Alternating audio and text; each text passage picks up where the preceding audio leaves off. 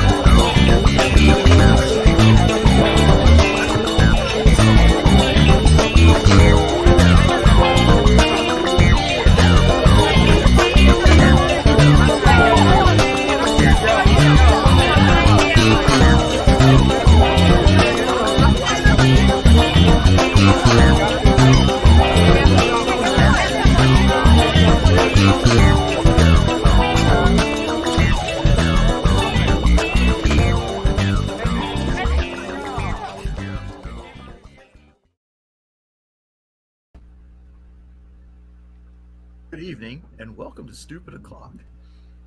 Yep. And Dan gave me a brilliant idea to do a little bit later. No, you better not. I made it all last year, and I didn't even realize I'd won Whamageddon last year until after Christmas was over. And somebody posted something about it. I was like, hey, I did pretty good. And Joe, you can't tell me you never thought of it before. No, I already posted it as a YouTube link with nothing. We know better than that. And Donna, I did see the sketchy shit song and dance. Yeah, I saw it. I mean, it's just. We actually did a. Mr. Ashley.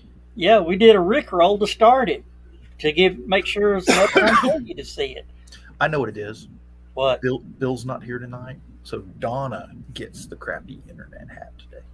So, okay. All right. I went shopping this evening, and bought some stuff. I'm going to make some stuff to go to the Christmas party, the HallowCon official Christmas party. It's Saturday, 6 p.m. Eastern Standard Time, and I bought some stuff. I made a jar of pickled eggs for you, Joe. Okay. There's just one problem. What? I made them tonight. So they should sit a while, Well, heat them up. Heat up the vinegar, Yeah. like canning, and that way it'll create a vacuum, and then it'll suck it into the eggs. Good idea. It's a big jar, though. I had to drag out a lot of big pots and stuff. How's your supply of Kevlar? With pickling, you don't really have to do the canning process, because that's the difference between canning and pickling. It's just the vinegar preserves it.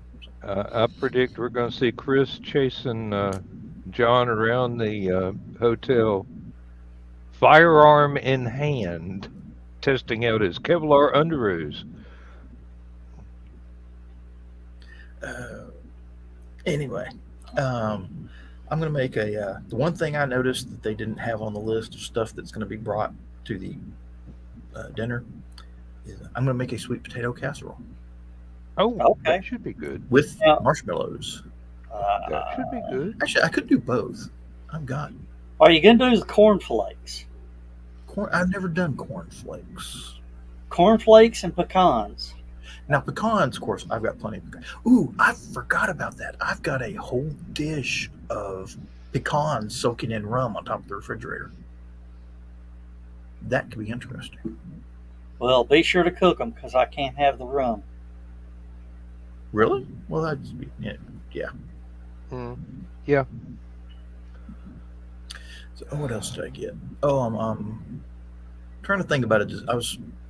That's sort of a dessert, but I was thinking about actually making something Christmassy. So that's. Lindsay bought some eggnog at the grocery store last time we went shopping, and when we were unpacking the groceries, she apologized to me. She said, "It's non-alcoholic.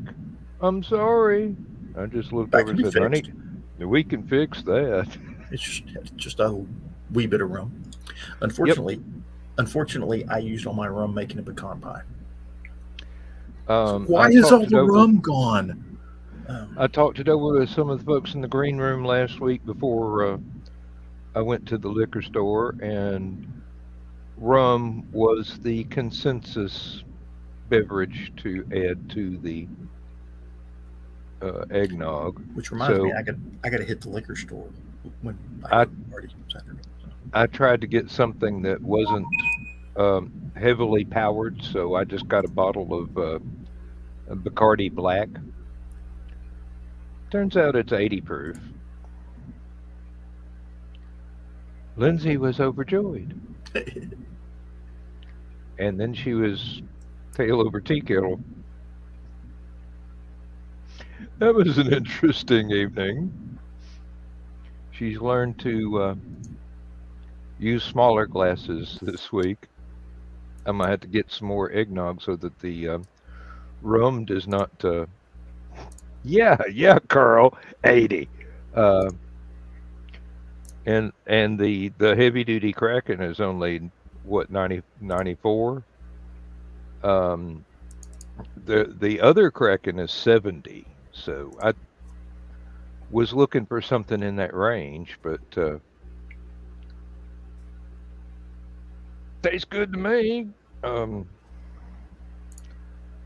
I just realized I've got a sci-fi background and I need to have a Christmas background. Oh, Christmas background. What background is it? Starship Troopers. Oh, Let's see here. Not too far. Christmas background. Okay. Let's see. Oh, there's a good Christmas background.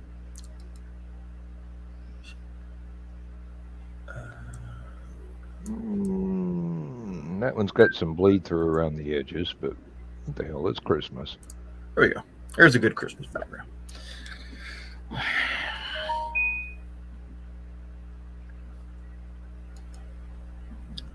So we got our HallowCon party on Saturday, and supposedly they're already getting. Is there any cooking involved? I mean, that We're not Oh, dragging Girlzilla down there. no, No. We're not dragging Girlzilla down there. no, No. it's potluck. That's what I thought. They said But you'll probably get baked anyway. they said drinks. Yeah, bring your own drinks. Ooh. Might ought to turn that one back out.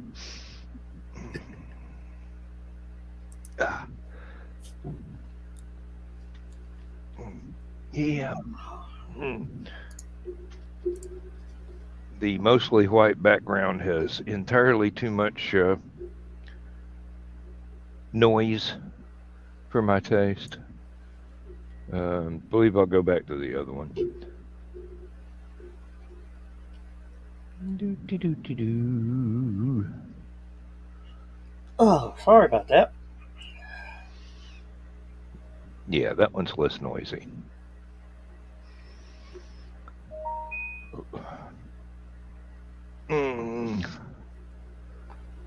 Turn that down.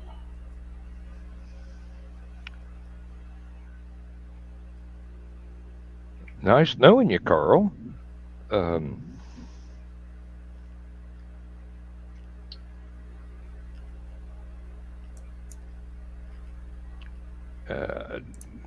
That does sound like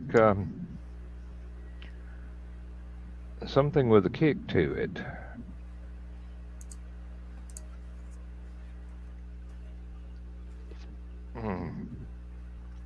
Methyl mint. Hmm.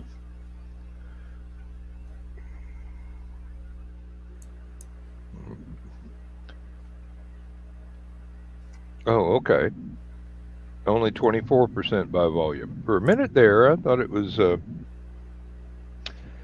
don't look ethyl kind of territory. I thought it was drag fuel. Menthol mint. Yeah, that's a little bit more in line. Oh, okay, yeah. Oh. Yeah, methyl mint's what they run at the drag strip during Christmas time. Yeah, when they want a green flame to come out of the dragsters instead of the blue one normally. Oh. And now I can see it being sold as a mouthwash at grocery store chains near you. Already can't type, so you know it's good. These things, they happen. Ow.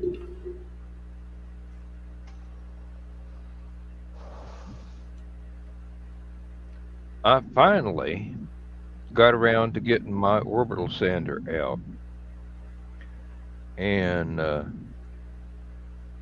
getting the bathroom door trimmed down a bit to where the last time that we got the new washing machine, and I had to take the entire bathroom door and frame and everything off to get the darn thing wheeled in there on the hand truck.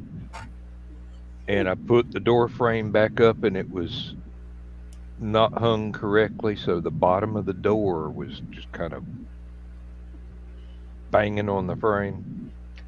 I finally got the orbital sander today and went down and fixed it so you can pull the door shut.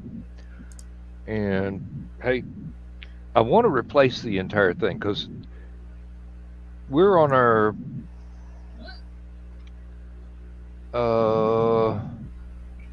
third or fourth washing machine since I bought the house 25 years ago, and at least the second dryer. And I've had to take that door frame off time and time again, and it's beginning to turn into splinters from. So it's time to buy just a whole new door set up.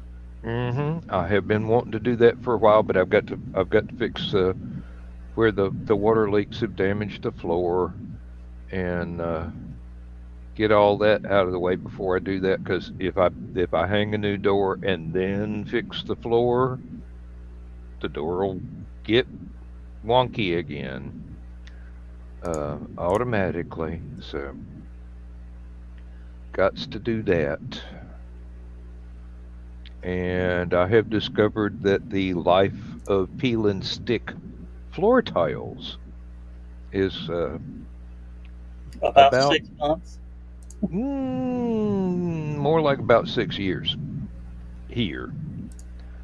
Um, the adhesive starts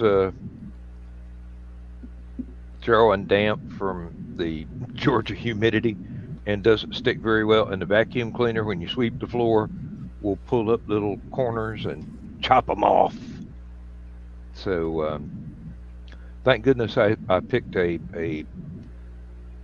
very common variety of tile, so I can get another box and replace the 2 or 3 that really need it the most right now. But got to admit, it looked great while the adhesive was still working.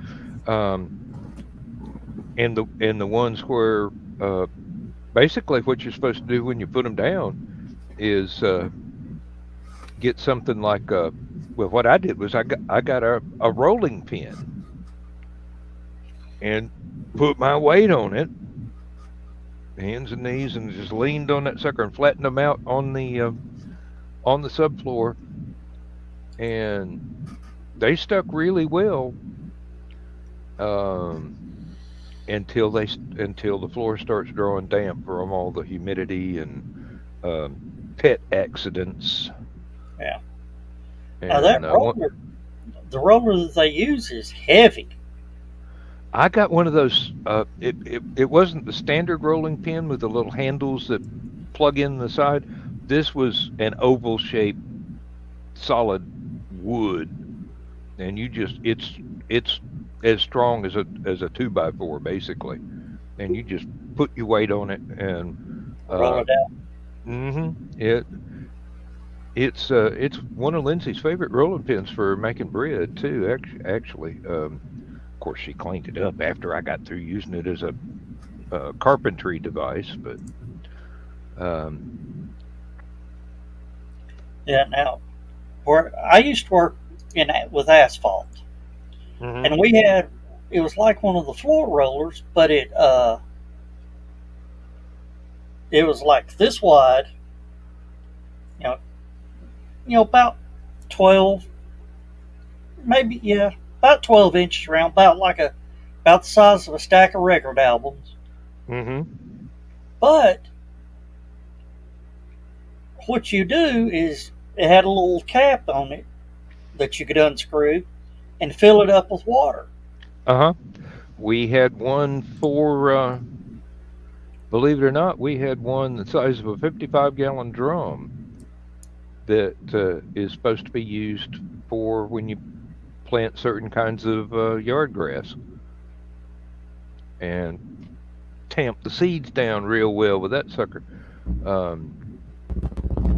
I don't know why it didn't come with a hitch to pull behind a riding lawnmower, except back in 1959, 1960, there weren't that many riding lawnmowers. Now,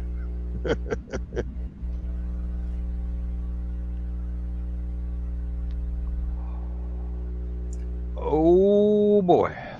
looks like the green room's going to be fun. Yeah, do we dare? Well, it's already public. Do we want to make it part of the broadcast? It's already part of the broadcast, isn't it? It is now. Yeah, well, anybody tunes in on the YouTubes.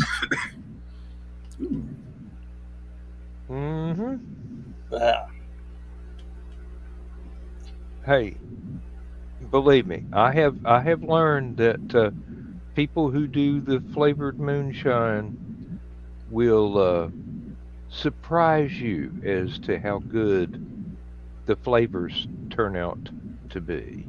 Yeah, well, it's under 100 proof. It's not real moonshine. They just call it moonshine. Well, still, I mean, seriously,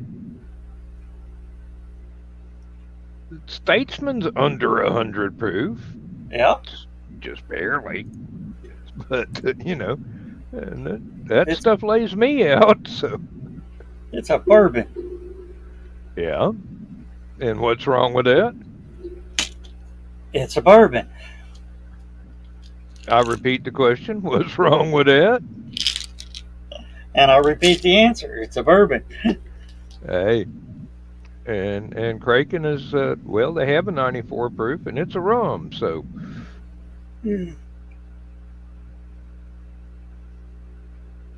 no, no. Let's not start that again. Yeah, she says she wasn't lit, but she was. Hey, Let's just hey, say the fuse was smoldering. you got to admit, she walked without staggering, and you were amazed. It's just one of those. It's just one of those things. Let's just let it slide. I heard she was flying.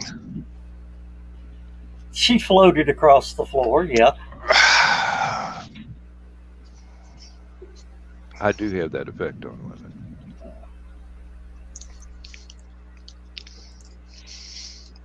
They tend to fly away at warp speed.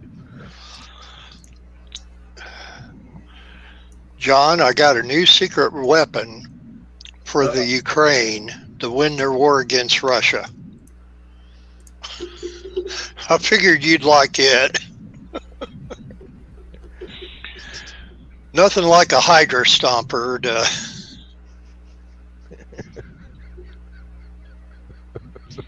This sucker's heavy, too. Well, Bill, how you I could supposed to just stomp? whack, whack. How you supposed Get- to stomp effectively if you don't have a little weight to put behind it? Get back, you Russian.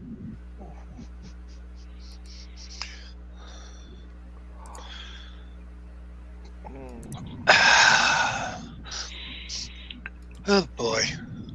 Yep, tough for him. Yeah. Oh, Well, I'm running out. there Right. is some good news. Was I have been taking fewer and fewer of the over-the-counter pain meds for this pain in my leg. I think I've only had 2 ibuprofen and 2 Aleve all day long. So it is actually easing up. So I am grateful.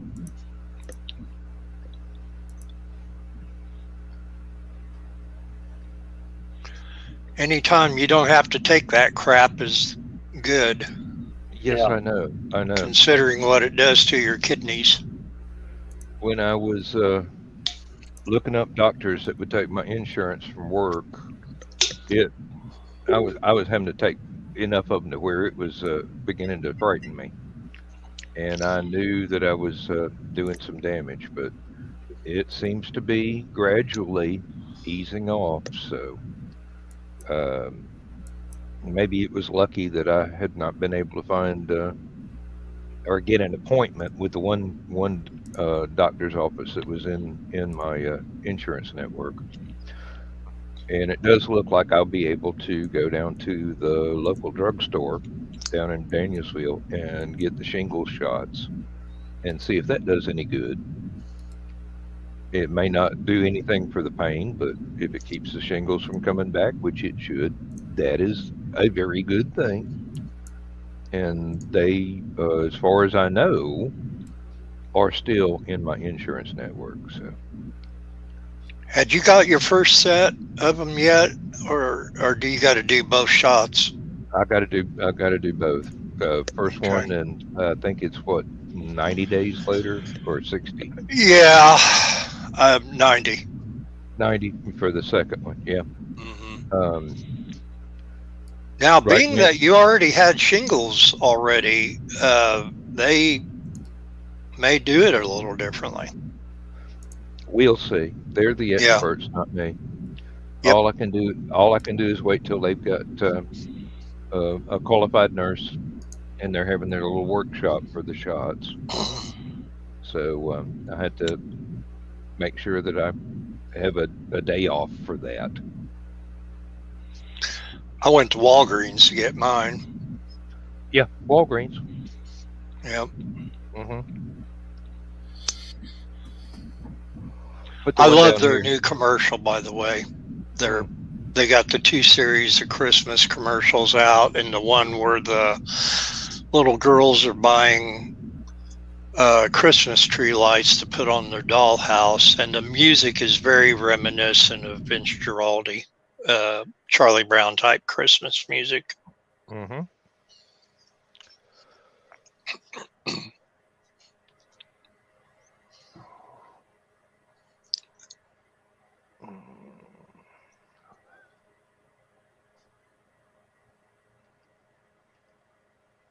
That is very good news, Carl. That is very good news. And I will tell you, having both of my shingle shots, the second one doesn't hurt nearly as bad or have the side effects as the first one. I'm more worried about the side effects making me miss a day of work than I am how much it hurts. I mean, it's not the same type of side effects that you have with the COVID shots, boosters, anything like that. It's more of with mine, it was raising my arm above my head. Oh. It started off with the typical pain in your arm that you would get from getting a flu shot or something like that. Uh-huh. And you kind of feel it more the next day. And this one, because they do give it to you in your muscle like they do a flu shot, you kind of feel it a little bit within an hour or two, but the next day, I mean to tell you, I just couldn't raise my arm. It didn't keep me from doing anything other than with that arm. Well, that puts me in a little bit of trouble because I don't have any damn muscles, but Yeah. Oh. They will find one. Even if it's one you don't use a lot. They will find it, and you will feel it. As long as it's not the one between my ears. Oh. And no, I never played football, so there. Oh, yeah, got to keep moving after the shot. That's good advice, Carl. Yep. Now, we've seen what Richie's had to go through with the surgery and everything, and they told him the same thing. Keep it moving. I'm glad that to all appearances, Richie's doing much better. The bone spurs are gone, and he's healing up, and it's really neat. I really like that.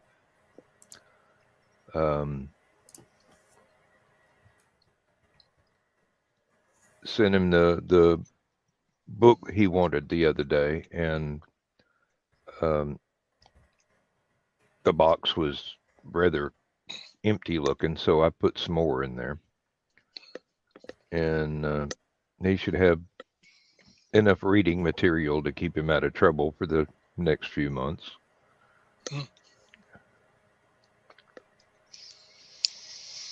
That's an issue I just got done dealing with. I had to call eBay, which is the reason why I was late tonight. Listing a new item or an old item, because of what I sell is always old. You'll be next, Dan. I'm sorry, I don't think I would bring that much on eBay. Well, I'll do a best offer with you, okay? Then maybe that'll incite some people, you know. Then Lindsay and Donna can fight over you. No, I had a 1968 Empire Santa blow mold. It's a 13.5-inch one, so it's kind of a tabletop one as opposed to the big ones that you would put out in your yard. And they're, the big plastic blow molds that have the little snap-in lights in the back with the switch on the cord. Well, mine did not have a cord. So thankfully, Menards sells those, two different sizes even. And they just use the little 15-watt nightlight candelabra bulbs. Mm-hmm. And so I spent about $8 altogether on putting a new cord and all that with it. But boxing it up to ship it, I couldn't do it USPS first class because anything over a pound, you'll have to do it otherwise. And because all this is still new to me a couple months later, everything else I sold is all small stuff. So I do all that first class. But this one, I wanted to stay with USPS as much as I like some of the others, but anyway, do it priority, and instead of shipping one day, it's shipping 1 to 4 days. So and the price wasn't really that much worse either than what I thought. Yeah. Lindsay had some boxes to go out to New Mexico to her youngest daughter and her youngest grandchildren. So we took all of that up there and got it boxed up, and I had the box for Richie, and it was well worth the expense because within 3 days, Richie was opening the box. Mm-hmm. And for Lindsay's youngest daughter, she and her husband are the mail carriers out there. So I know they got it as long as it got to the post office. That's all they got to do. Oh, it's got our name on it. This goes in the Jeep. Not the van. Well, you get your tracking, and that it's kind of good to have and to send to the buyer. And then, or if you got, I had sent something out that I sold on eBay yesterday, but then I also had a package to send to a friend of mine. She was past district governor of the Lions Club, just south of us in Paris, Illinois. And she's legally blind, and she was talking about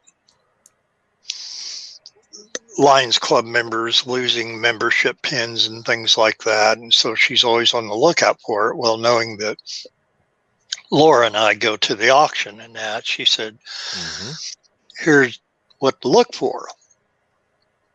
And that, and I thought, well, do they not sell new ones anymore? And she says, yes, they do, but people like the older versions better. Yeah. So I just went on eBay and I found one of the older ones and got it at a decent price and sent that off to them with their Christmas card. Tried to find, she'd been a good friend for a while, but anyway. Yep. And typically I don't send Christmas cards anymore. And they always do. They sent her and her husband send me one every year. And they're the people that send the Christmas cards with the little photocopy of what they've done all year.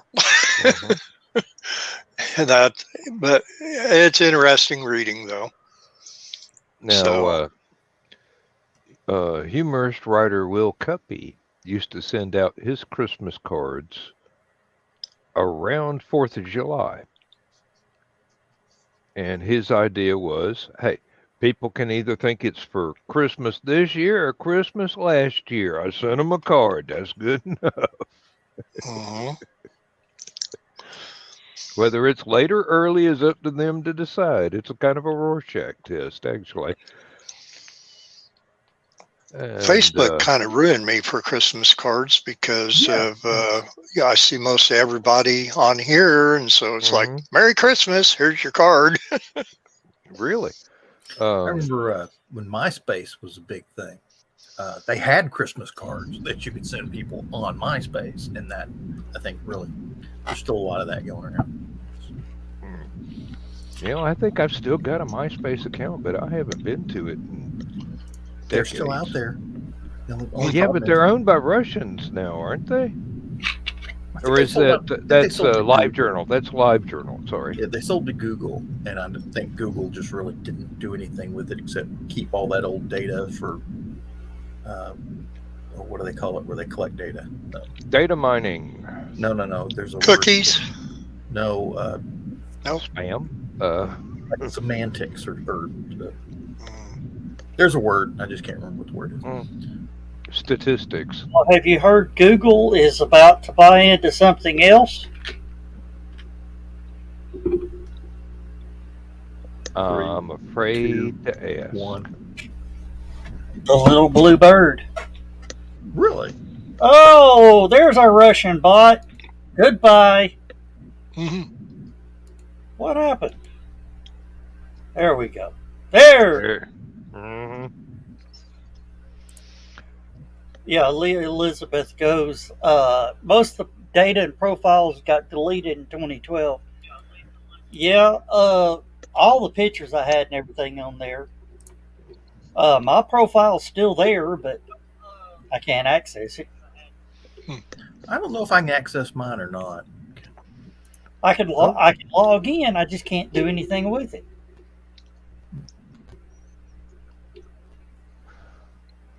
Maybe we could talk to Elon Musk and get him to buy MySpace and give Facebook a run for their money. Merge it with YouTube and Twitter and call it exactly. YouTube and just literally cut Meta and Facebook and all those people out of the, Call it you twit face. Yeah, you twit face. Twit face, yeah. Oh, be careful how you pronounce that already. now. You don't want to get in trouble with the Censorship Bureau. Leah Elizabeth, that's a new name I haven't seen. Yeah. She's come in from the YouTube side, so Yeah. I just don't know who she is. But welcome to the Stupid O'Clock. We talk about everything and anything And anybody. yeah. And sometimes nothing at all for hours. Well, let's give her 2 thumbs up. If I can get it pointed the right way. There we go. This is what I want a bumper sticker. Yeah, bumper stickers are still a thing. I may actually have this one made. This one, it says the 13th Amendment made it illegal to buy a person. It's a real shame that doesn't apply to congressmen. Oh, yeah. Anyway. Yeah. Oh, you don't buy congressmen, you just rent them. Oh, okay. They Showed up on our main page. Well, thank you for dropping by. Yeah, and stick around. I mean, we're not always this boring. Sometimes Sometimes it's worse. Yeah, sometimes. Yeah. Sometimes. We're actually missing a few people, but I think that's because of the holidays. Everybody's busy doing stuff. Yeah, Rich isn't feeling too good. Rich ain't feeling good. Stephanie ain't feeling good. I haven't seen Kiri for a bit, but I believe he's doing holiday stuff. Kiri jumped in on the rocket show today. Oh, cool. Mm-hmm. And sometimes Zach shows up. So, and Zach from Zach is from Canada. Canada. He's the guy that runs the launch pad. Yeah. Yeah. Definitely, if you're into rockets, follow the launch pad on YouTube. Mm-hmm. We do. Yep, we do. And look up Armchair Rocket Science And It's one of Joe Dog's pet projects, and Yes, he and- does it really, and really well. We're like this with the launch pad. Mm. Except we don't get to send stuff in outer space. and we're talking about the Deer Moon. They announced the crew of Deer Moon, but Tim Dodd, the guy that goes by the Everyday Astronaut, is one of the people that will be on Starship flying around the moon. Now that's good news. That should be I fun. wonder how you volunteer for that. If it's like, is there a criteria? You had to submit a video, and then do an interview, and it was. Oh, that was my computer. But it's pretty much you submit a video, and then they do an online, one of those online face-to-face, online interviews with you. And then they do a face-to-face, and pretty much everybody that did a face-to-face was On the crew. on the crew. Yeah, how many people is that thing going to hold? Hold on a minute. 100, 200? Well, the Deer Moon mission is. Let me pull it up here.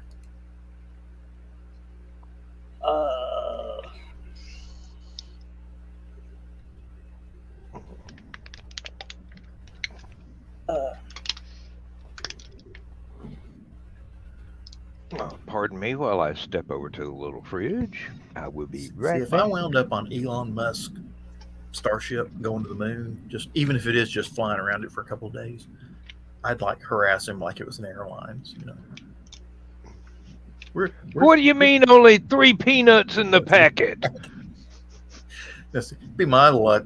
Elon Musk could have a peanut allergy. Here I am sitting here, but big bag of almonds and stuff. There'll be 11 on the flight. So have you got any pictures of that capsule thing? What they're sending? With 11 people in it, it should be quite sizable. That's just it. That thing's the size of a 737. I mean, it's designed. It's like a C-130. It's got depending on how it's configured, it's got huge cargo space. Oh, no remarks about enormous tracts of land. She's got enormous tracts of land. Okay, here is the crew. There's the crew leader, Yoshaka Muzawi, goes by MZ. He is a Japanese billionaire. You gotta have one of those. Yeah, well, he's paying for the flight. Hey, somebody got to buy the peanuts. Steve Akoy. It's easy for you to say. Yeah. Does Jack Daniels put whiskey in a bag? No, but you can. But I'm pretty sure they will. You just poke the little straw in the bag, I don't actually. Oh, that wait. won't work. That won't work in Wait a space. minute. I may have been a little wrong on You this. got to have like the toothpaste tube or something, or one of these. Yeah. Mm-hmm. Actually, this won't work because you can't squeeze it hard enough to get the liquid out. Yeti. Oh, wow. You got to have Capri Sun kind of thing, but with a nipple on it. So not touching that line. There's going to be 9 with 2 backups. Okay. That's where you got the 9 11. people with 2 backups. Yeah. Like in case they lose 2 of them in outer space, they've got 2 backups. I mean, Something No. happened. In case 2 of them come down with a cold or something before launch, the Or backups. gets exposed to the mumps. Yeah. Yep. You know that egg from Aliens that opens up and the facehugger comes out? I want to take one of those and put it in a locker on the spaceship. Hey, Zach. There's Zach. Speaking of the launch Big pad, bad beat. Lee, there is Zach from the launch pad, one of the great rocket channels on YouTube. I'm gonna send him a link. See if we Yeah. can do it tonight. Yeah, we got to get Zach in here. This is big news day. Is it? Yeah. The Deer Moon Project. Oh, okay. Okay. Yeah. I mean, it's what we're talking about. So And Zach probably knows who all these people are and what they do because he's probably been on the He's research. probably one of them. No, but I guarantee he's probably got an interview with 2 of them already. Zach, I put it in your Discord. Of Yeah. course. Yeah, Zach, when Jared Isaacman did the private crew and got the girl from St. Jude that flew with him, Zach interviewed Jared Isaacman before NBC and ABC and all the other places. it pays to have some Some friends in the right. ability to get up there and ask before anybody else makes a nuisance of themselves. Yeah. Well, it's obvious Zach can run faster than they can, so he got to him quicker. Abigail Harrison, astronaut Abby. Does that name ring a bell? No. Yes, it does. No, that does ring a bell. She's a very young girl that wants to be one of the first to set foot on Mars, and Yeah. she's evidently she's been inducted into the astronaut corps. And the reason I bring her name up is because that's whose book I'm reading now on my Kindle.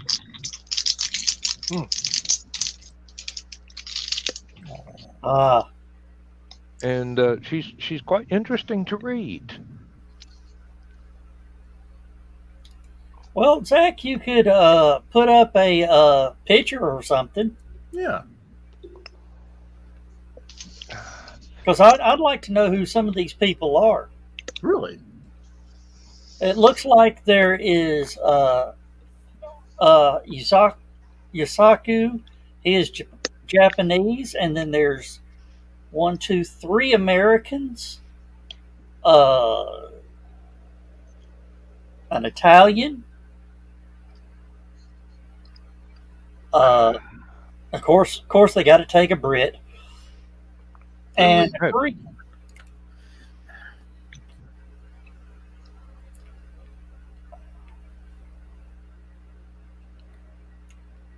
What?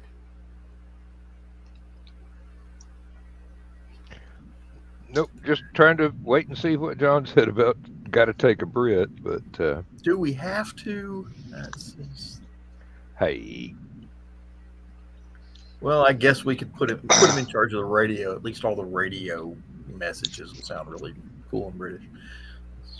hey, Couldn't we take a Scott instead? Because I would love to have a guy on the radio named Scotty. Okay. Oh yeah. It's just, Did y'all see where I posted that somebody laid Freebird yes. over That the was rocket? awesome. But you got to fast forward to right at the part where they get into the fast part of Freebird. That's where the launch takes, because they show the rocket for like the first 3 minutes just sitting there.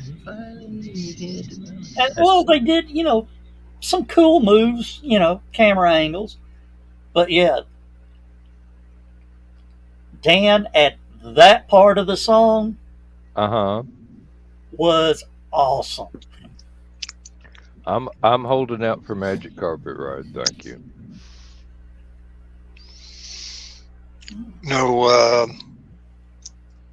up and away in my beautiful balloon, my fifth dimension. Yeah, There's Zach. There's Zach. You'll have to forgive the voice, but hello. Hey, we understand, and you probably we hear you're fighting the what is Plague. Asherona, Miley Cyrus, Peter Pan, Pandemic, or whatever he calls it. All of the above. Yeah. But yeah, so can you tell us a little about who these people are on the Deer Moon? We've already talked about Tim Dodd. Okay, yeah. So I would say the surprise of the group obviously was Tim. I don't think people saw that coming based on there were rumors that he didn't get past round 3, I guess, at one point. Yeah. But there was also other people that had been rumored selected months ago that are not on this list. So obviously people's timelines have changed and they had backups picked, and now they have this group of people. Steve Aoki was actually a second choice as well that was selected to go. I know who the original was, and they're devastated they can't go, but they were medically removed by teams of doctors. And then it's a kind of random group of people that they are using the term artist for, that they are different skills. So there's DJ and a producer, there's an artist, there's 2 photographers, there's a filmmaker, there's an actor, there's a musician in the main group of them, and then the YouTuber as well. So They should have sent a poet. they had a poet originally selected. They had an award-winning novelist originally selected. And they had some other people from what I had heard like 6 months ago. And you know, I don't know how they picked their crew. This was not a raffle.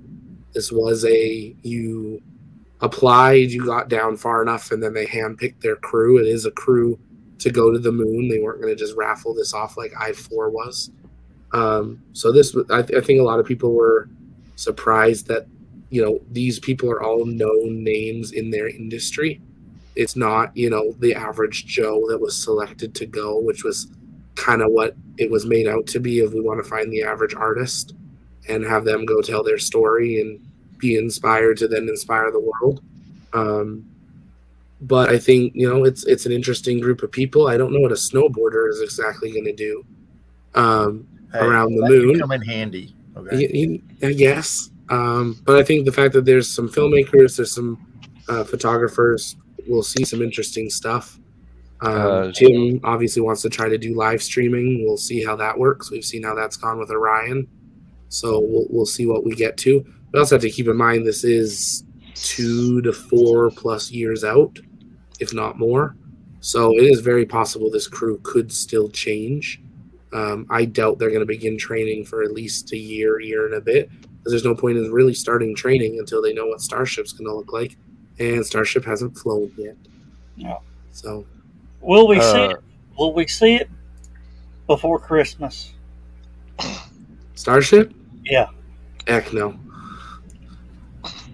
What year? You might be lucky to see it by Father's Day. Oh, yeah. So they're repouring the concrete again under the pad because they never wait long enough for it to cure.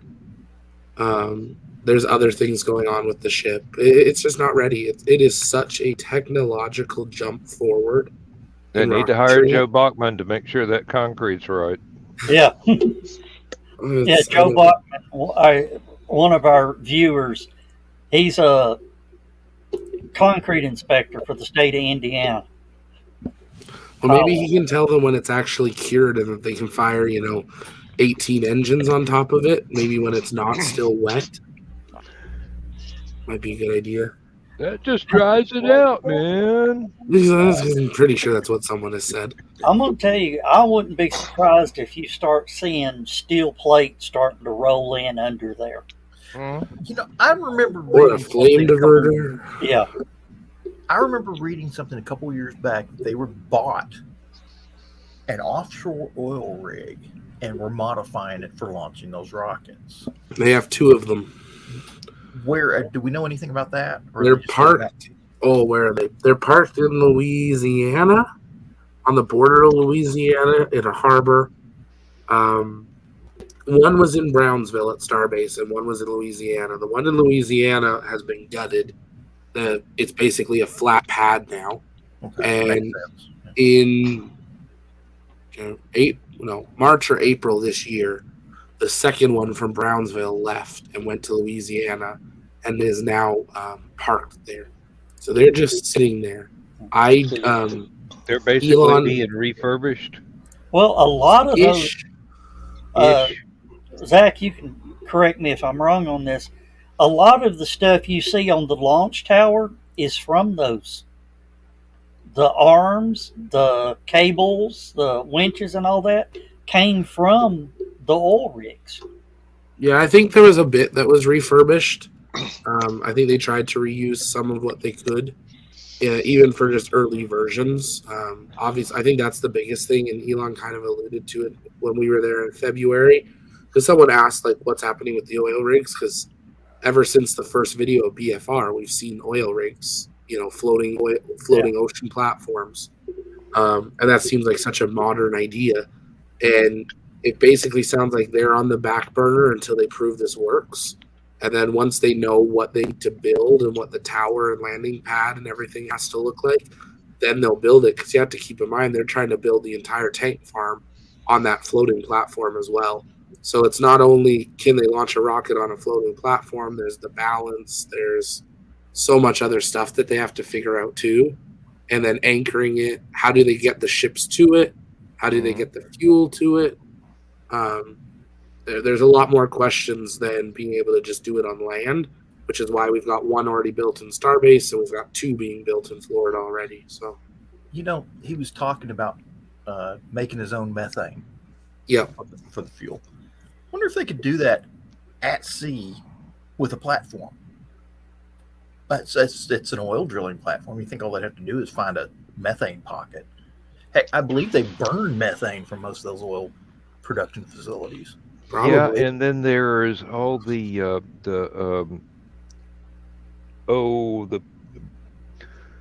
bottom of the Gulf of Mexico is covered with it. It's a substrate being held basically in place by being held in place basically by the low temperature and the pressure. But if it gets warm and the pressure goes up, methane boils off of this stuff. It's a form of methane ice, basically. Now, But it occurs naturally. It's all over. It's everywhere. when I first heard of the Sanchez site, I said, that fool's going to make his own methane. That was the original plan. Yeah.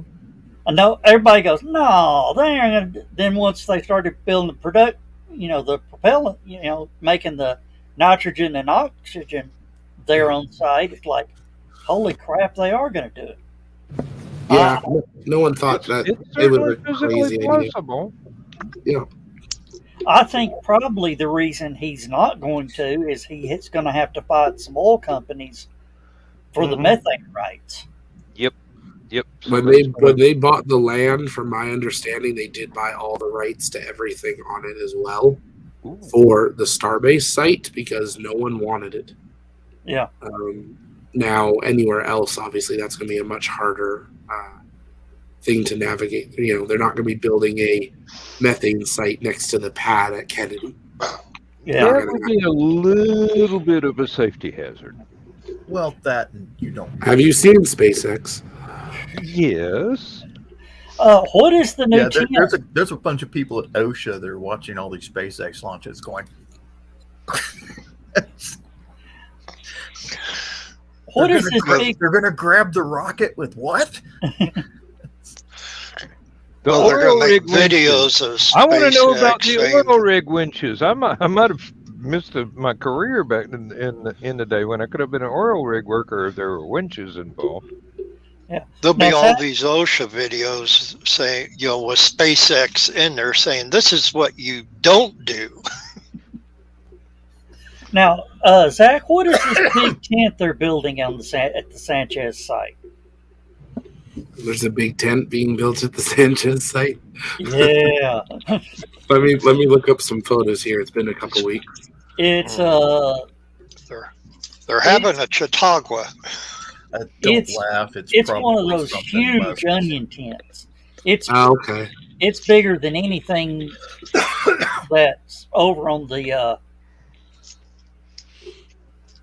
I guess production site. Okay. Let me pull this, mute that so we don't get copyright. Let's see. Okay. Good question. Next question. It's SpaceX. They own it. They're probably like, hey, just build it. We'll use it. Mhm. at least for Starbase right now, that would make the most sense. Because they're building that whole new star factory basically there, Yeah, or whatever they've deemed to call it now. yeah. So it could just be that they own it and they're just going to build it so it is used and maintained for now. And of course, the way they're building that factory is they tore down one onion tent. That's probably what this one is. Yeah. And they've built it, and they're building it closer and closer to the next tent. And from what I understand, they're supposed to pull that tent down Correct. and just start expanding out. Yeah, eventually that one building will be the length of all of the onion tents. Yeah. Which is kind of crazy when you think about how big that building is going to be. Those are big onion tents. People don't realize actually how large they are. Well, it's big enough to build a starship in. Yeah. Well, and even like some of the other buildings that are there, like there's the one that suddenly became kind of known as the Starlink processing or Starlink storage facility, the white one. Yeah. Where they stored it in. I mean, that one popped out of nowhere, and that's going to be a major component Of the whole thing. The future of that area for the first dozens of launches is going to be very busy out of that building. It does sound good. Now, Zach, let me ask you this. Will Starship fly before Artemis 2? In what sense? Will they at least get it all orbital? Will Starship have a crew to the moon before Artemis 2? Well, that too. Is that the? I guess it would just Starship will fly before the end of the next year. Like next year, Starship will have a successful mission before the end of next year, I believe. It will be deploying Starlink payloads by the end of next year. It has to, or Starlink's in trouble. Yeah. A manned mission? A manned mission before Artemis 2 on Starship. I would put that probably as tight of a guess as which was going to fly first this fall, where there was points where it looked like they were bouncing days around each other. Yeah. And for some reason, Starship's obviously now been delayed, and we don't know why. But for basically the entire Artemis launch window, it looked like they were going to launch it any day. So. Well, I thought Starship was not going to be scheduled to do that manned moon mission for a couple of years out. Why are they already picking a crew now? This seems to be a little premature. To money and public support. Yeah. Yep. It's not like they're going to land on the moon. They're just going to go and I think that's the big around. thing. Yeah. That's a big thing. I watched a couple of the kind of profile videos on some of the crew, and some of their tweets. They are all talking as if they're landing on the moon. They are not. With all due respect, you are going on orbit around the moon, and you are coming home. And you might do one orbit. It doesn't even sound like they're going to enter an orbit. It sounds like they're going to go slingshot around the moon and come home. So they won't even do one full circle of the moon. There was a Apollo mission that did exactly that. Yeah, that's going to be incredible. This is like the latest Disney World ride. The newest Space Mountain thing. You get on there. No, you're not going to land on the moon. You're on a ride, and then you're going to come back and get off the ride. Yeah, I don't know if that'll change. Probably better than Space Mountain. Yeah, just a little bit. A couple more. Come on, we're talking about the mouse now. There are endless possibilities. Here's a plan that I'm thinking is to get Starship man-rated for around the moon. They could either possibly use part of ISS or actually build their own space station and bond it with Dragons. Yeah, so that's the biggest issue, and that's probably why they've announced this crew, and they've announced a couple of those other crews throughout the last few months, where there was that couple that got announced, the The husband was the first to the ISS, and now he's going with his wife and stuff. NASA does not want to human rate Starship. They don't want to do that because of Congress saying they have to launch American astronauts on SLS. So there's no drive on the NASA side to human rate the Super Heavy booster and the ship. They will human rate the ship for in orbit and lunar operations, but they don't want to have to do it for leaving and re-entering Earth. That's where they're going to trust Orion.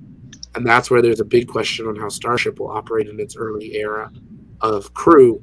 Is obviously Crew Dragon we trust. Starship has to dock with Orion, which means it's not going to be hard for SpaceX to dock Starship with its own Crew Dragon. Yeah. Will it make more sense to ferry people up on Crew Dragons? The other issue is we don't have enough Crew Dragons. We only have 4 of them.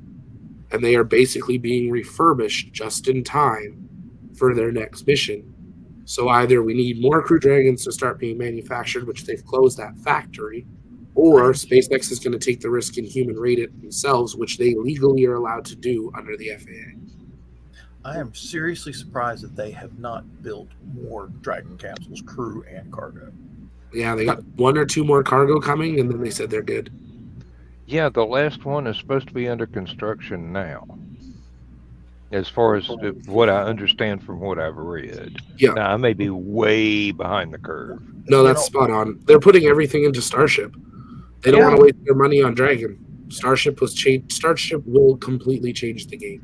Well, when they said that, when they said Starship was going to change the game, back about 2 years ago, of course, Dragon's capsules came out, the Crew Dragon and the Cargo Dragon, and they announced they weren't going to build anymore past a certain point. And I was like, that doesn't sound quite right. I can understand they're going to the bigger capsule, but there'll always be a need for the smaller capsules. Yep.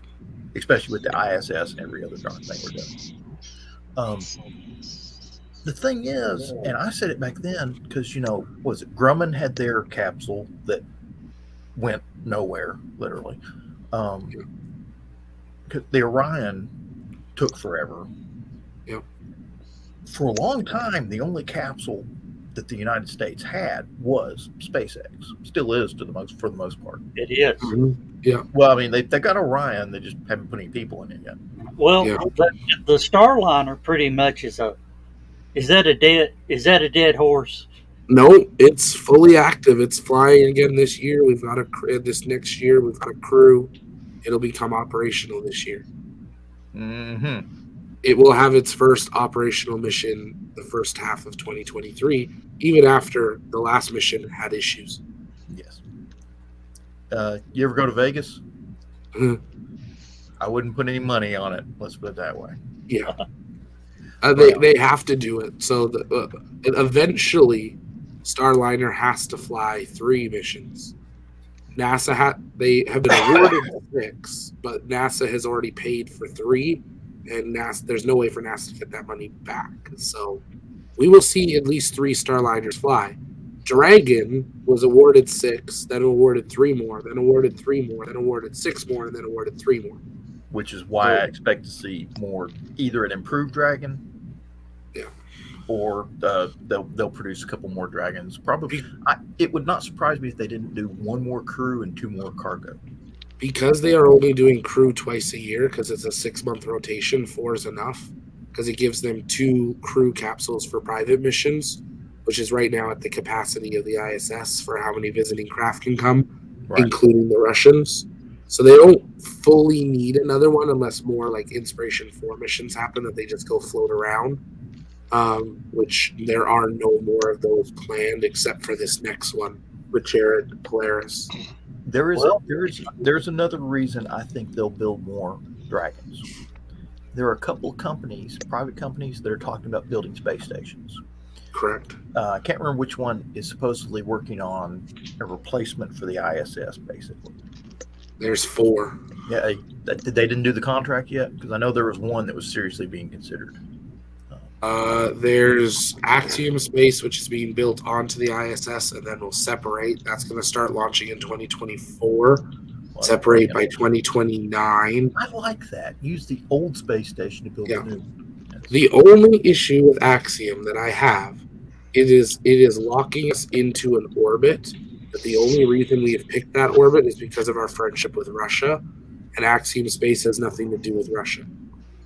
Good. So the Axiom Space Station could have been launched into a polar orbit that crossed over the United States once every orbit, perfectly. It could have been geostationary. It could have been anywhere. The ISS, the only reason it's in its exact orbit is because it perfectly touches Russia and Kazakhstan, so Russia could launch to it.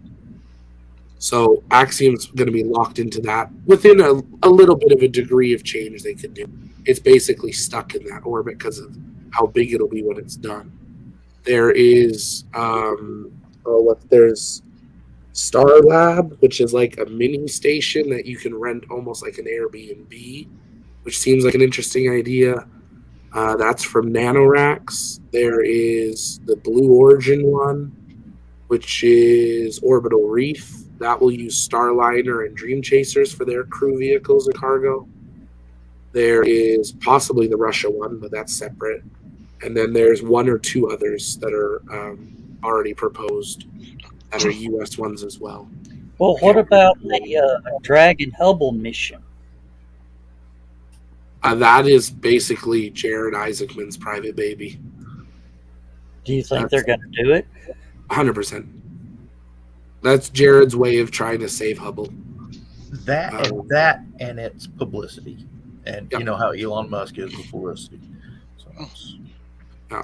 Well, Jared approached SpaceX. SpaceX were like, holy heck, maybe. They then looked at it. Yeah, this theoretically is possible. So then they called NASA and said, hey, we want to try this. Will you let us? We'll pay for it.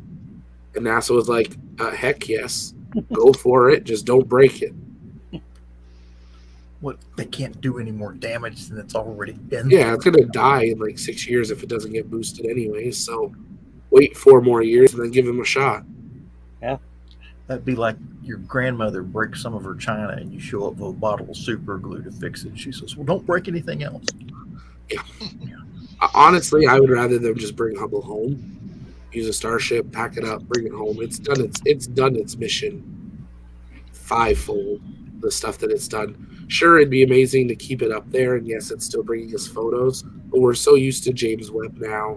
In 2026, we're having I think it's the Nancy Grace launch. We've got another satellite in 2030, or telescope in 2030 launching.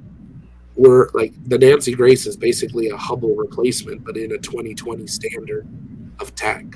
So, sure, we could keep it up there. We might have the way to do it, but is it actually needed? Maybe not. And Hubble's is pretty much what, 80s tech? Yeah. Well, and Nancy Grace is literally built in the extra Hubble shell. They went to the garage, picked up the extra shell, and then built the new telescope in it. That's why they know they can launch it and that it'll work, because it worked for Hubble as long as they put the lenses in the right way this time. Okay, the mirror is supposed to go this way, not that way. Yeah.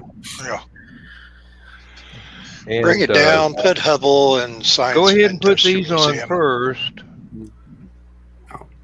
Yeah, Well, I would love to see Hubble hanging in the Smithsonian next to Discovery.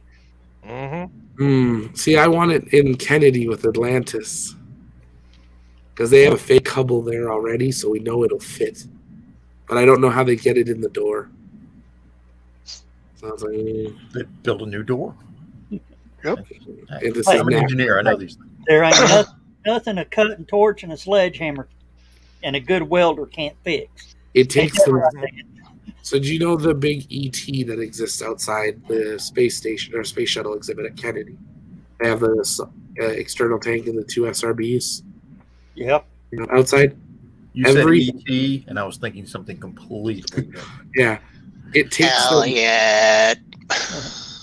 It takes them 6 months to repaint it every 3 years. How long do you think it would take them to cut a hole in the wall to bring Hubble in that they wouldn't damage it? This is literally just repainting a tank.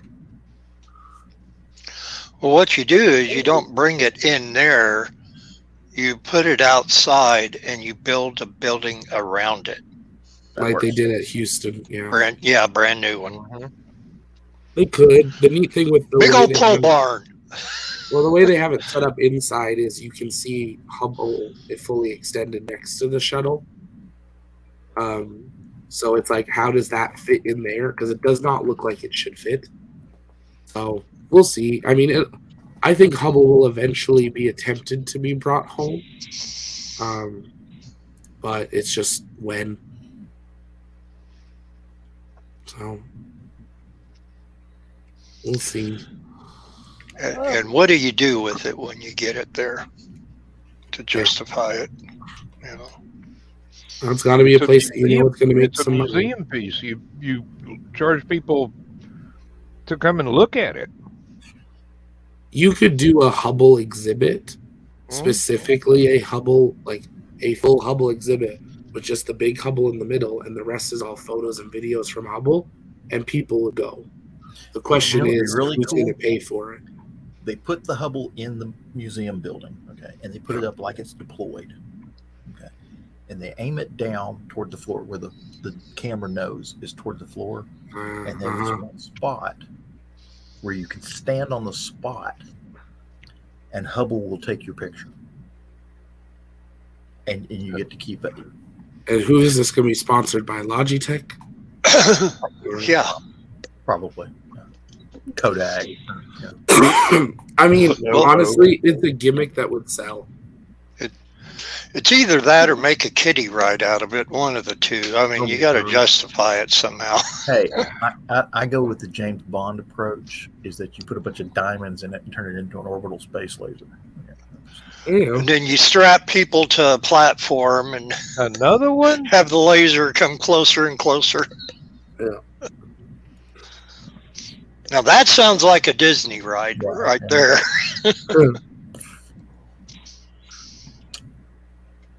Okay, if you stand over here, the satellite can't get you. But if you stand over here, Yeah. that's the smoking section. Well, I mean, all kidding aside, if that's possible, I think a working exhibit somehow with it would be the biggest pull, because to have it kind of there and it's just there and people are amazed at it at first. A couple of years down the road, what are you going to do with it? You know? I like the idea of keeping it in space better. Yeah. Especially if you can keep it working for another 10, 20 years, that's cool. But is it worth spending about $80 million No, every 5 to 10 years to reboost it? nothing we send into outer space is pretty much worth the money we put into it. True. No. You know, nobody has made a profit sending in stuff into space. Okay. True. But if you can repurpose it for something else to use in conjunction with the whatever, I mean, Hey. I don't know. If you're going to fix the Hubble, I got a perfect sponsor. Pornhub. Oh, God. Pornhubble. Just orbit it over nude beaches. There you go. No. Oh, my God. Zenny eyewear. Zenny Higher Island. Yeah. What's that other, the purple glasses or what's that? Higher optical. Oh no, the big one out of get 2 free pairs of glasses or something. Oh, America's Best. America's Best. Yeah. With the owl. Sounds like Norm Macdonald. Well, it used to be Norm Macdonald, Well, yeah, at one time it did. but he A lot of things used to be Norm Macdonald at one time. yeah, but Norm Even Norm Macdonald retired on them and not told and didn't tell anybody. I remember when he played Death on Family Guy. That was one of my favorite Norm Macdonald things. And he broke his ankle when he was trying to get Peter.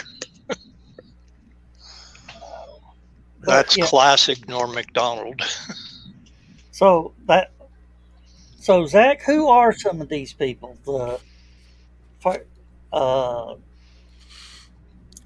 There's Top, who is a South Korean rapper and musician. He's a film actor and an art collector. There is a guy from the Czech Republic who is a multidisciplinary creative. I have no idea what that means.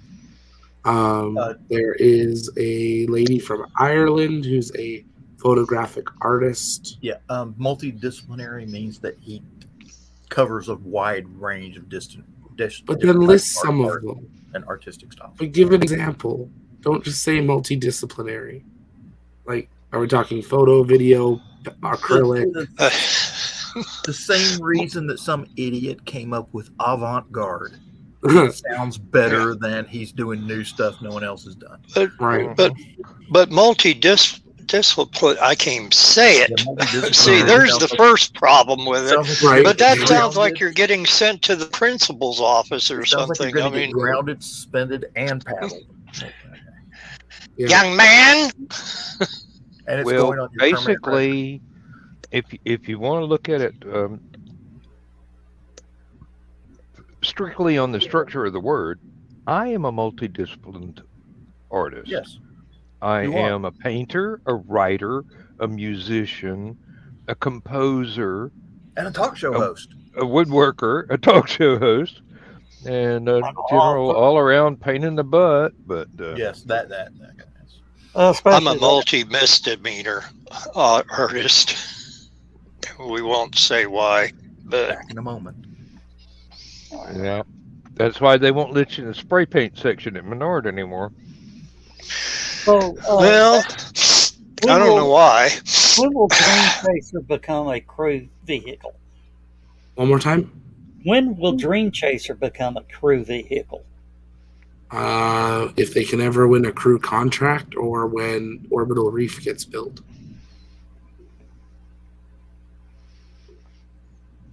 All right. Because right now they do not. They have a cargo contract for next year for ISS, but they do not have any crew contracts until Orbital Reef is built. And that is hypothetical contracts. They have not been signed or awarded. I think it should have. They should have gone with Dream Chaser over Starliner anyway. Yeah, I agree. Starliner would have flown already if it had the budget. It had the budget. It had twice what Dragon had. Yeah. Yeah, it's we'll see. Yeah, there's, let's see, I'm looking at the rest of the crew here. There's a photographer, filmmaker, and whale swimming guide from the UK. Oh, is that what the guy from the UK does? Yeah. There's a documentary film maker from America. There is a professional actor and social media influencer from India with over 18 years experience in art and entertainment. And then for the backup crew, they have the snowboarder from the US and the professional dancer, choreographer, and movement practitioner from Japan. I believe, and I know for a fact, the snowboarder, from people I've talked to, those two backup crew were originally the original crew. Because they wanted different art styles. They wanted a dancer, a poet, a novelist, an artist, a painter, a photographer, a videographer, to capture it in every different possible medium to come back and be able to express it to as many people as possible. Now you've got, 6 out of 8 of them are a photographer, a videographer, or YouTuber. So, I mean, not that it's a bad thing. It probably makes the most sense for getting the most visual bang for your buck for the first type of mission, but it's a very hand-picked crew.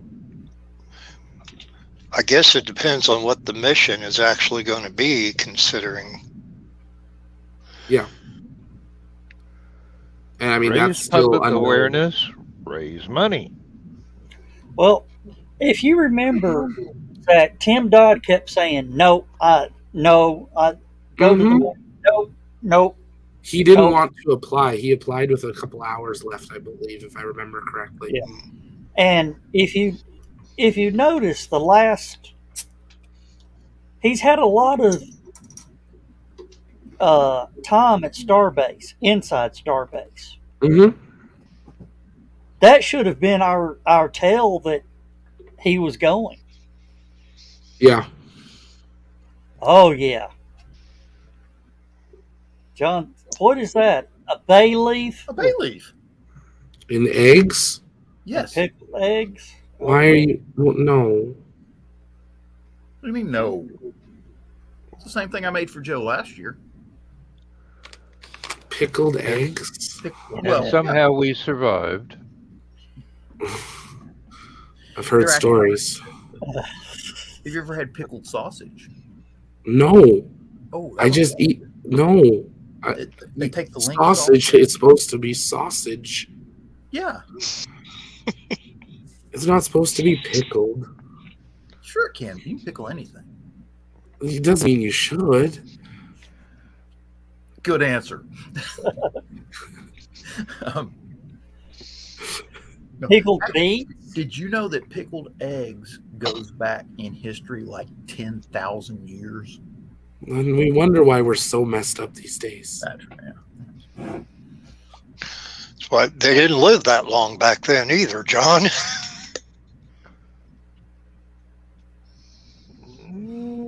I always wondered about that though. What kind of eggs? Because they didn't have the same kind of chickens that we Yeah. do today Maybe. for, Dodo. Yeah. It was probably whatever bird was close by You really? to the net. I have always wanted to eat an ostrich egg. Just No, I'm good. because. I've had quail eggs. They're gamey. I wonder what a bald eagle egg would taste like. You just say you wanted to eat It would taste like They taste like freedom. Okay. it would 15, taste like 20 and, 30 years Leavenworth. to life. I was gonna say, isn't that illegal? Very. I mean, at least in your country. Maybe up here Yeah. not. Now in Canada they eat them all the time. Yeah, hey, I'll tell you, Eagle some burgers. areas up in Alaska, they're a nuisance. Well, it's just like the darn Kodiak bears. If you find one in San Diego, they put it in a zoo. Up in Alaska, they hit them with trucks all the damn time. So. Tenderizer. that and caribou. Well, the thing about hitting a Kodiak is They it hit hit back. back. Yeah, really. Yeah, That's not gonna buff out. I'm sorry. Oh, I like that with the That's a deer perfect up in paw this print. way. You should keep that.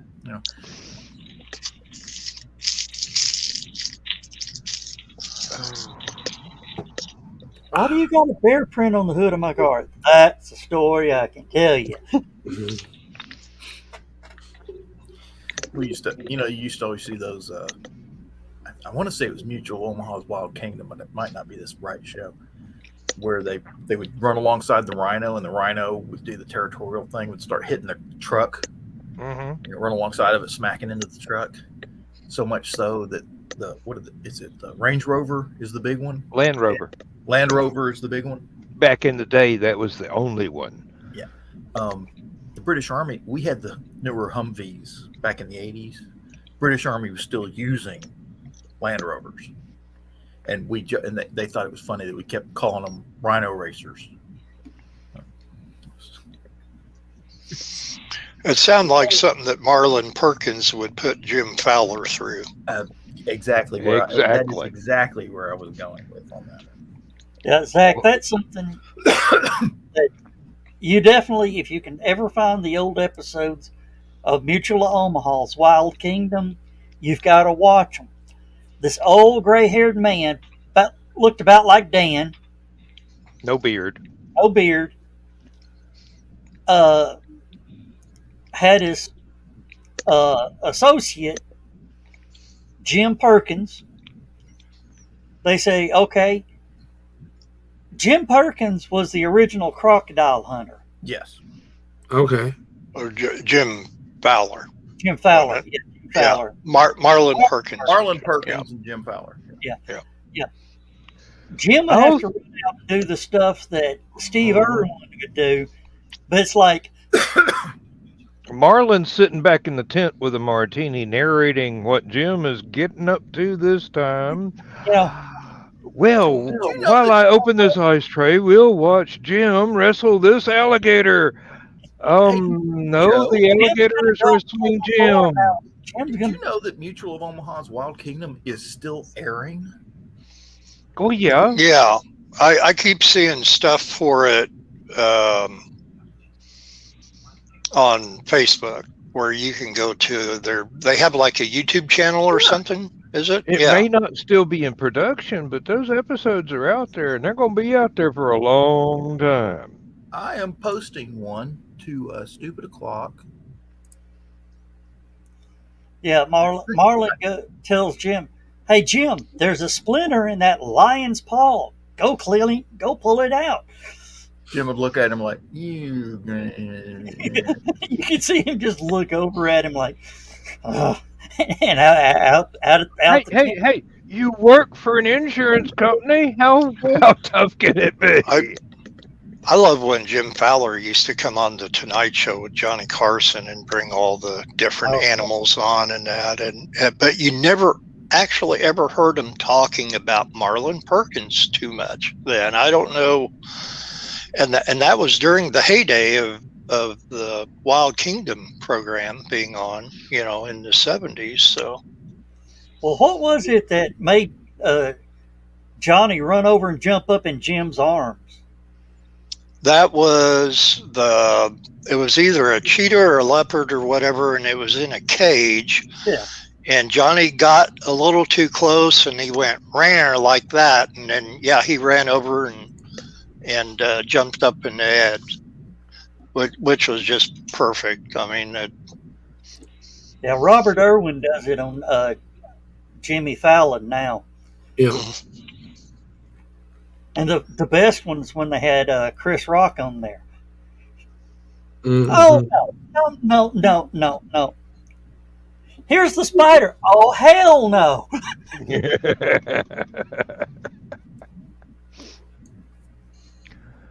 Oh. Zach, that was the good days of television. You notice they never have Alice Cooper on when it's Snake Night. Yeah, he brings his own. And he wouldn't be scared of theirs. Takes all the fun out of it for the audience. I was just watching an old episode of Adam 12 yesterday on MeTV, and it showed a woman who she called the police, and some guy tried to molest her. And she has this great big long overcoat on and that. And they said, well, do you know where he is? And he said, well, he started to run away, but he about fainted dead away when I opened my coat and that. And he didn't mess with me anymore. And of course, she opened her coat and found out this great big huge boa constrictor, and she was some porno dancer or whatever that used this boa constrictor in her little I think back in the day they called them go-go dancers there, Bill. No, this was not a go-go dancer by any means. This was on an television. adult. They would not say anything about porno. You wouldn't see this kind of dancer on television. Maybe these days you might, but not back then. Maybe on one of the channels with a wavy screen.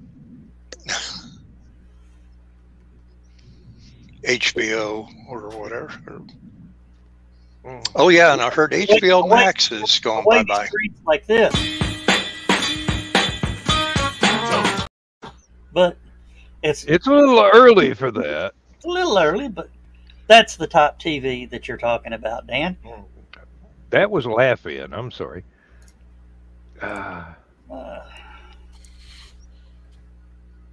Hey, Flip Wilson used to do the same thing. Geraldine. Flip Wilson couldn't do his. Flip Wilson, Harvey Korman, they couldn't do their characters. Don Rickles and Milton Berle. Well, heck, the Smothers Brothers couldn't do their stuff nowadays. No. Oh, excuse me. They really couldn't do them back then either because CBS kept knocking them off the air. They turn around. Okay, that's it. You're gone. We're putting Glenn Campbell on now. All right. We'll Back Mac to Davis. back to Rocket Talk and Zach, since he's here. Zach, the Icon space weather satellite lost communications with NASA. What do you know about that? That they lost communications with NASA. That's it. That's all we know.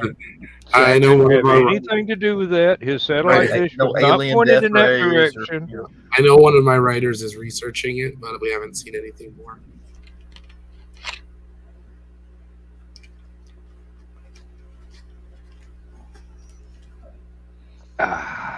So it wasn't aliens, is what you're. No, Not that you know of. not that we know of. Not that I But can it's still confirm or deny. possible. It's I was never reading something aliens. today. They said aliens have visited the moon. Well, aliens have visited the moon. Yes, us. We've got video proof of it. Art Bell will tell you Martians inhabiting the backside of the moon. Zach, did you know that? Aliens visited the moon, and there's video proof of it. Oh, exciting. Yeah. One was named Neil, one was named Buzz. Uh, They were the first ones. Was Buzz's last name Lightyear? Yes. He's had it officially changed. And when they left, there was not a living soul left behind. Mars is the only planet in our solar system that is totally inhabited by robots. That you know of. true. I'm holding out hope for Titan. You'd have to read the book to figure out what I'm talking about. Not my book, somebody else's Hey. book.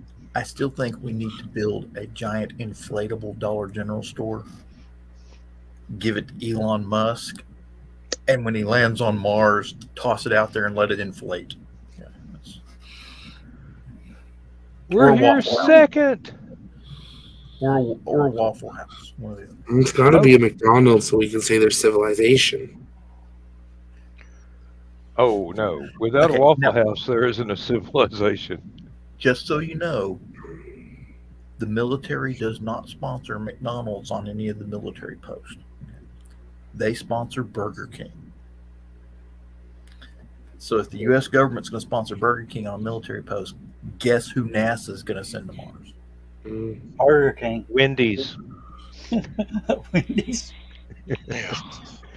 Hey, I'm prejudiced. I like Wendy's. Hey, no offense, but if they're going to send a burger joint to Mars, it has to be Whataburger. Yeah, I guess. Never had one. Aren't they supposed to be building one here in Chattanooga? Nashville. Wait a minute, let me check on something.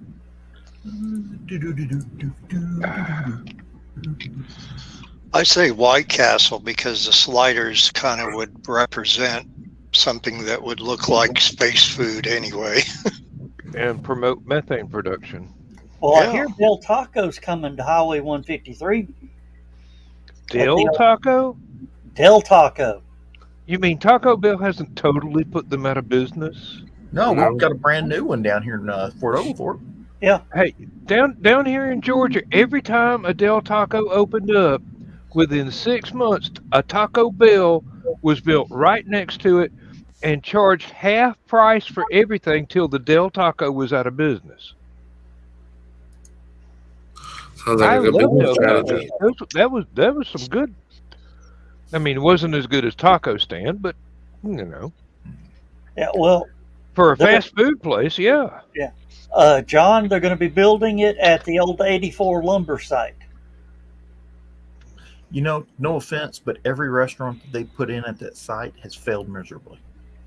No, that's the that's next door. Because they used to have Kenny Rogers roasters. Yeah. How that Mhm. place went out of business, I'll never know, because I had never gotten in and out of Kenny Rogers Roasters in less than 15 minutes. That place was always packed. Bad corporate management that Kenny Yep. didn't have anything to do with. Same thing. Same thing that happened to Ryan's. And Hmm And the Roy Rogers chicken places. Oh, what was that other one that used to be out at Hamilton Place, and it's a Greek restaurant now?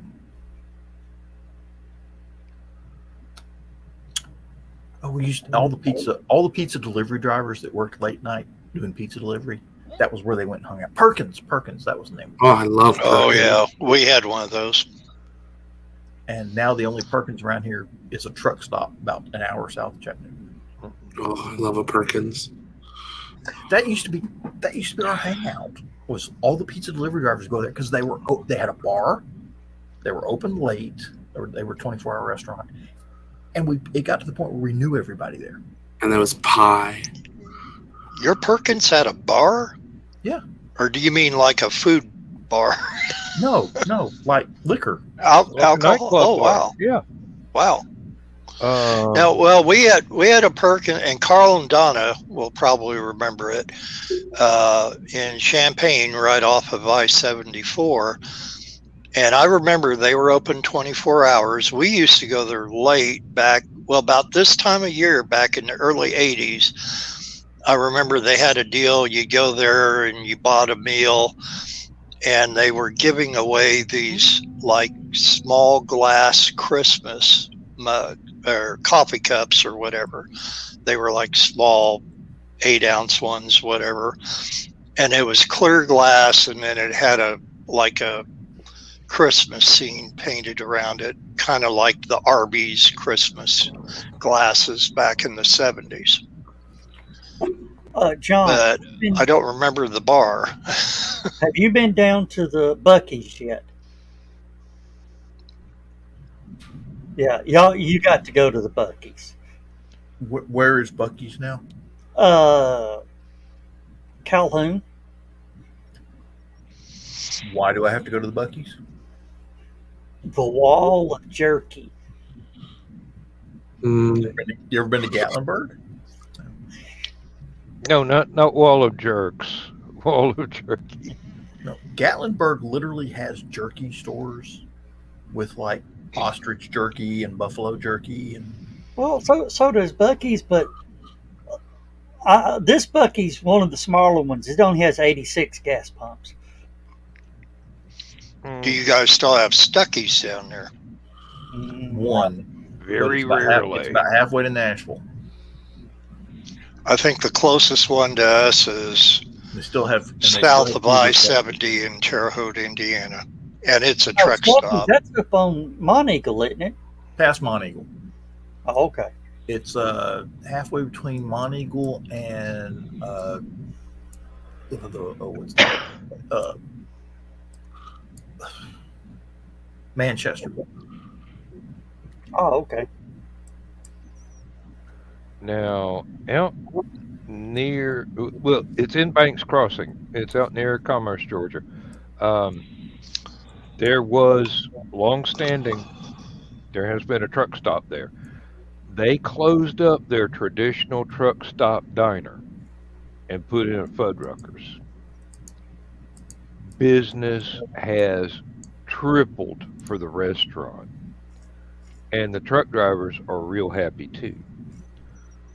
Not only do they have the usual Fuddruckers, build your own burger bar and things like that, but I can say from personal experience, they have some of the best fish and chips that my wife never cooked, because she makes the best I've ever had. But this comes real close, and I've had some in England before, so I know whereof I speak. Since we're talking about all this, I want to ask you guys something. And one of our mutual friends on Facebook, one of our Rising Tide friends, I made a comment to a post that he said something about a comic book store moving into a Walmart up front. Oh yeah. and he was talking about a local kind of mom and pop type thing. Hmm. And I said something to the effect of, it'll probably never work out because of the way Walmart does their leasing and the rent and stuff. And I was going off of personal experience that the Danville's local Walmart went through up here. They had started off with haircutting place, and that was basically somewhat local, you might say. Or if it was a chain, it was no chain from around here that we knew of. But they had some issues with Walmart continuously raising the rent on their lease. It basically ran them out.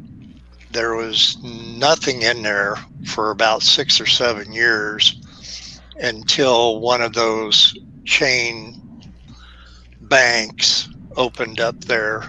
It's one of those banks that, if for people who don't have regular bank accounts at a regular bank, I mean, it's a legitimate bank. It's, FDIC and all that.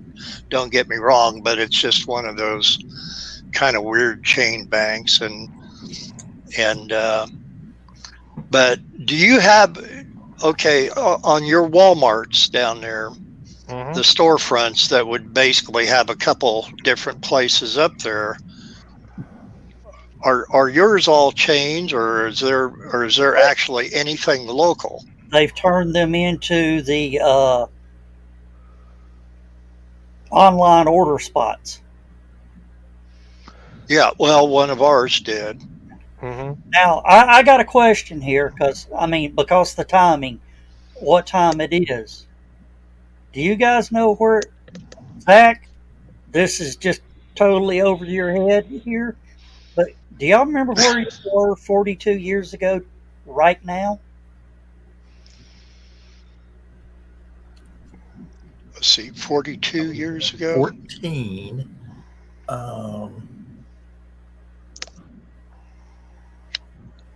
Yep.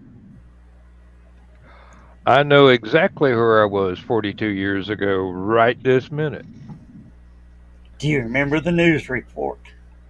No, because I was at work and there wasn't any radio. Ah. So you got word? Eventually.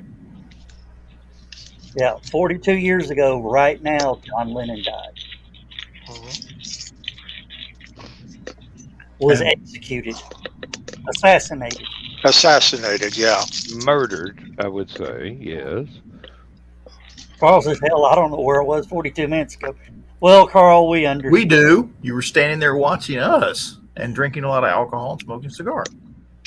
Yep. Tell me I'm wrong. Smoking a cigar is a given. I mean, he is awake. I was on the phone talking to lead guitar player in my band, and we usually fought like Lennon and McCartney about over what songs we wanted to put on the playlist when we would go play at a club or a bar or somewhere. And it was one of the rare nights where we were actually getting along for a change. And he said, "Oh my God, turn on the news." Now, we did not hear the initial report that was made during the football game. And, but we heard from Nightline when that came on afterwards. So I didn't hear Howard Cosell first break the report that he was shot, and then a little bit later saying that he died at, what was it, Roosevelt Hospital? I think so.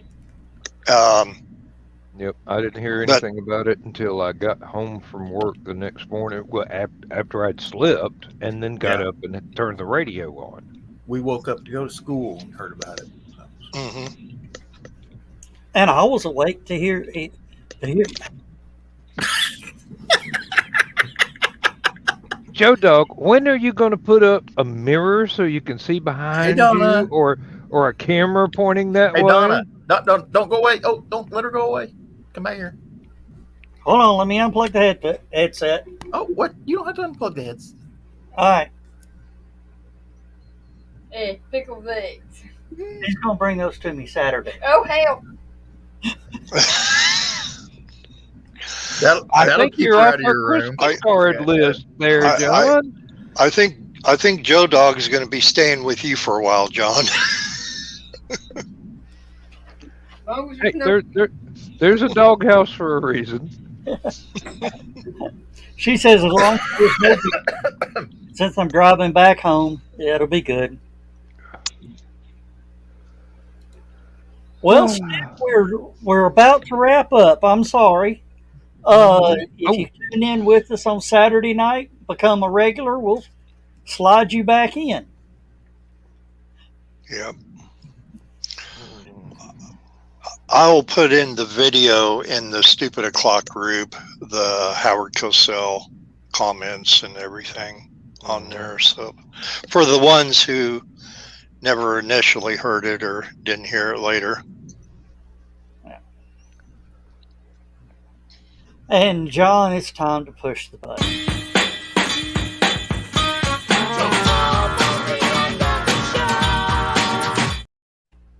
Somehow I knew that was coming.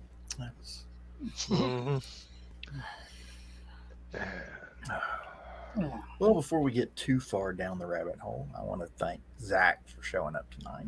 Yeah, we appreciate it, Zach. Thanks for having. Thanks for having me. Hope you're better, 'cause, Yeah, really. I have a lot of friends right now that are suffering from the Miley Cyrus. Hot tea with honey and lemon and maybe a little bit of ginger. Yep. And a lot Do of whipped- anything to improve your health that'll make your throat feel better. Yeah. Well, luckily the throat doesn't feel like razor blades anymore. That was the first 3 days. Now it just sounds like I'm going through puberty again. But So Zach, while we have a minute or two left, can you say, Luke, I am your father? Luke, I am your Because father. you're getting. I think maybe come Saturday, if you get back on, you may actually sound like him. Hopefully not, but you know. Hopefully. We'll see. It goes in waves. Give me an hour. Yeah. You know what I heard? That James Earl Jones did the Darth Vader. On the CB up radio? front, got paid up front. Uh,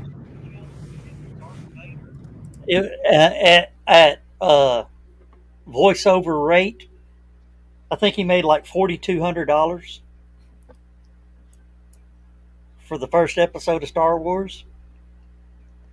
I think he probably renegotiated that for the second one. He did.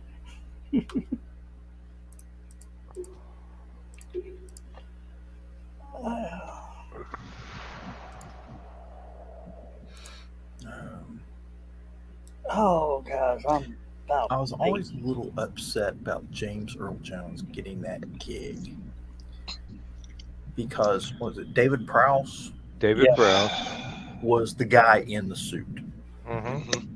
and had already done all the lines. And because of the conflict, they said there weren't enough black actors in Star Wars, which there weren't. But because of that, their one conciliation, which is ridiculous, they got James Earl Jones to do the voice of Darth Vader. Well, they also said the Scottish accent just didn't. Okay, yeah, that's but then they went and got Hayden Christensen to play him as a young man, which that blew that theory out of the water, didn't it?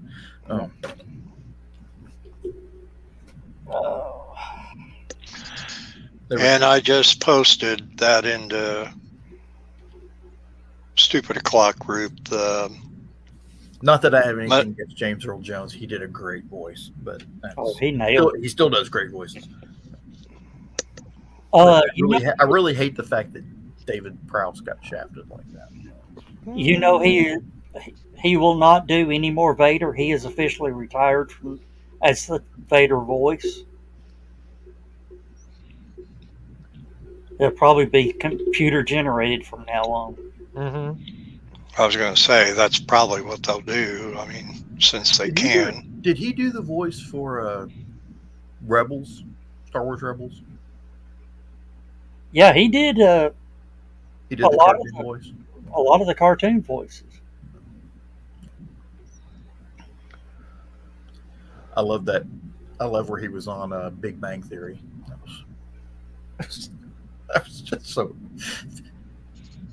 If you never get a chance to watch any episode of Big Bang Theory, the one episode where James Earl Jones was on there.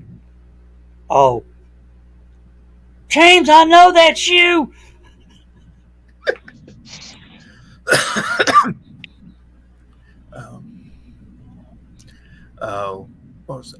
If you ever remember, there was a movie with him and James Caan called Gardens of Stone.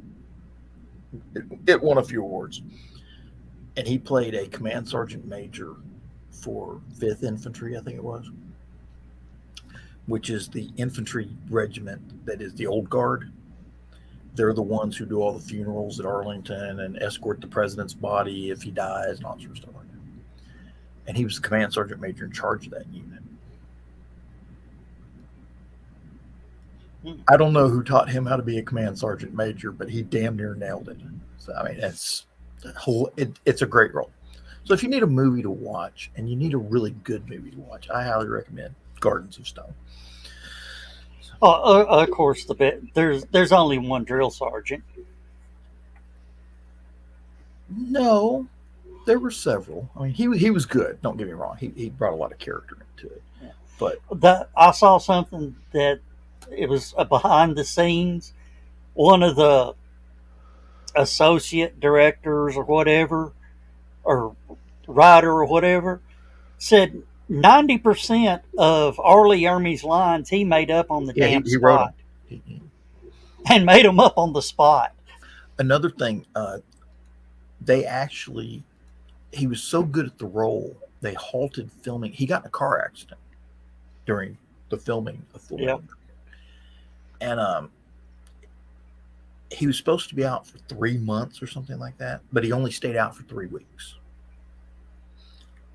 Came back in, and you can tell the scenes that they did after the car accident because he doesn't move his left arm. Oh, and you can see he'll be yelling at somebody. You see his right hand moving a little bit, but you won't see his left hand move. So yeah, that's because it's probably in a cast. No, just that part of his body he got sideswiped basically. Yeah. And that part of his body got hurt pretty bad. Well, guys, we're going to have to jump out of here so Dan can start his show. Mm-hmm. Thanks, Zach, for jumping in last night. Yeah, thanks for having me. And you're always welcome here just to jump in. Thanks, Bill. Thanks, John. Thank you, Dan. Thank me now. You ain't got the eggs yet. Yeah. And I guess we'll see everybody Saturday night, 11 p.m. Good night. Good night. Bye, con Dios.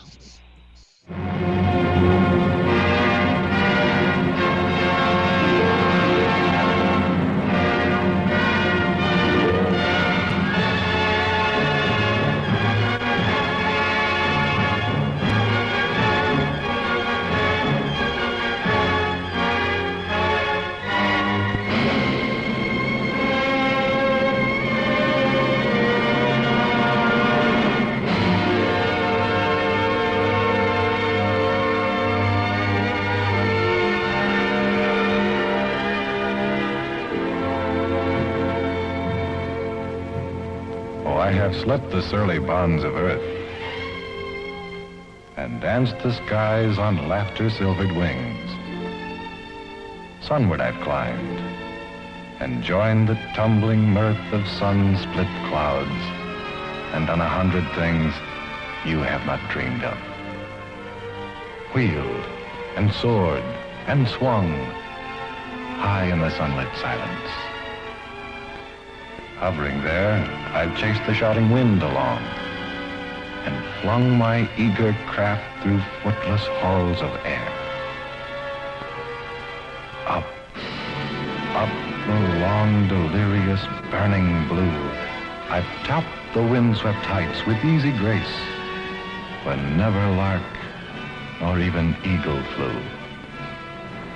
And while with silent, lifting mind, I've trod the high, untrespassed sanctity of space, put out my hand and touched the face of God.